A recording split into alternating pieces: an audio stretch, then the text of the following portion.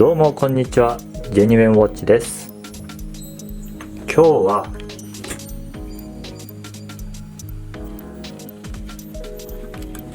黒のダイヤルカラーの SARX073 のレビューをしていきます。ダイヤルは真っ黒、光の当たり方でクールに輝きます。このモデルは今回のシリーズの中で一番モダンな印象ですね。銀色でスマートな形の針。こちらの自身分身の先端には白のラインが入っていて、より時刻を読みやすい仕様になっていますね。インデックスの外側にアラビア数字が入っているのも面白いですよね。この時計、モダンでクールな印象の時計ですが、アラビア数字が入っているだけでデザインが優しい印象になっていますね。インデックスの内側に夜光塗料がついています。どんな風に光るかというと、このように光ります。自身分身の先についていた白いラインは夜光塗料ではないようですね。日付表示部分ですけど、縁の部分が立体的に造形されていて高級感がありますね。ダイヤルカラーの黒色がより一層高級感を演出しています。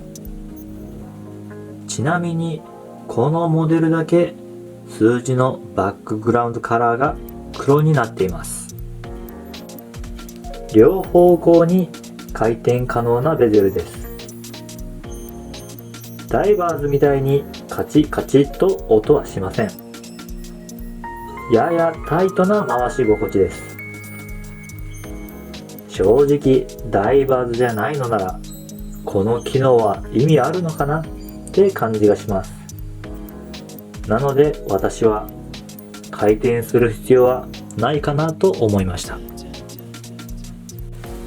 クラウンには大きな S のマークが刻印されています。正直私には小さくて回しにくいです。クラウンのサイズは 4.6mm です。しかしこの小ささだからこそこのクールな雰囲気があるのかもしれませんね。ケース側面の表面はポリッシュされていてピカピカです。一方ケースのこちらの面はヘアライン仕上げになっています。メタルバンドはエッジが立っていますね。そしてクラスプにはセイコーのマークが刻まれています。そしてクラスプの肌に当たる面、ここはテーパーになっていて肌へのダメージが少ないように設計されていますね。私の腕周りが17センチですが、このような雰囲気になります。黒だと引き締まってクールな印象になりますね。最後に商品のサイズやマテリアルを記載しますね。サイズから見ていきましょう。幅が 41.3mm、 クラウンを含むと 44.2mm、 ラグからラグが 48.3mm、 厚みが 11.3mm、 そしてラグの幅は 20mm です。ムーブメントは最近主流の 6R35となっています。続いて材質です。ケースはステンレス、ガラスはサファイアガラスで内面無反射コーティングが施されています。バンドの材質はステンレスですが、こちらにはダイヤシールドが施されているので傷にはかなり強い仕様となっています。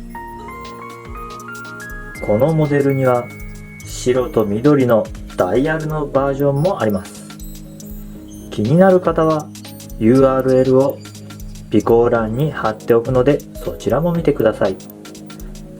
あなたは何色のモデルが好みですか？このチャンネルはいろいろな最新の時計のアンボクシングをするチャンネルです。昔のモデルの中で私が好きなものも紹介していきます。もし気になる方はチャンネル登録をして最新の動画をゲットしてください。それではまた会いましょう。